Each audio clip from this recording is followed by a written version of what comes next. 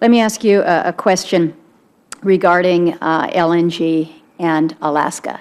As you know, the facility there on the Kenai Peninsula has been exporting LNG since 1969. Some forget that Alaska has been engaged in the export business for a long, long period of time. Now, granted, these have been small amounts, but it has been it's been a process that has been without interruption. It's been the longest export contract that we've had in the country.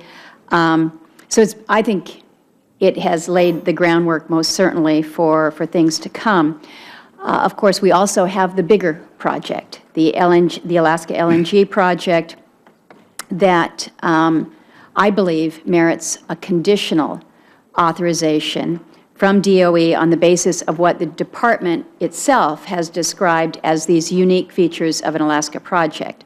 Not only will the project require the liquefaction facilities, but you've got an 800-mile pipe that we're dealing with.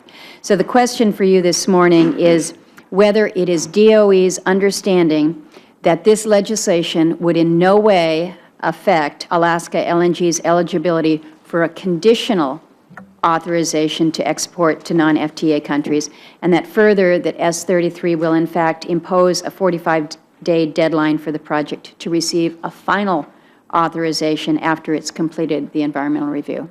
Thank you for the question, Madam Chair. So I've actually visited the Kenai facility in Alaska. I've spent time on the North Slope, so we've got a keen understanding of the opportunities and some of the challenges with all those projects.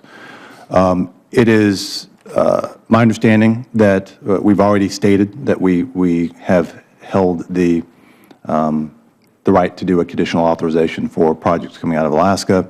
It's my view that this bill as written would not change that. We would still have the ability to issue a conditional authorization for both of these projects, particularly the North Slope project, which has some additional complexities that might require conditional authorization. In addition, as we read the law as currently written, it doesn't appear to make any distinction between the lower 48 and Alaska in terms of the time limit that it would impose on the Department. Thank you. I appreciate that. And I also appreciate you going up there and spending some time. Thank you.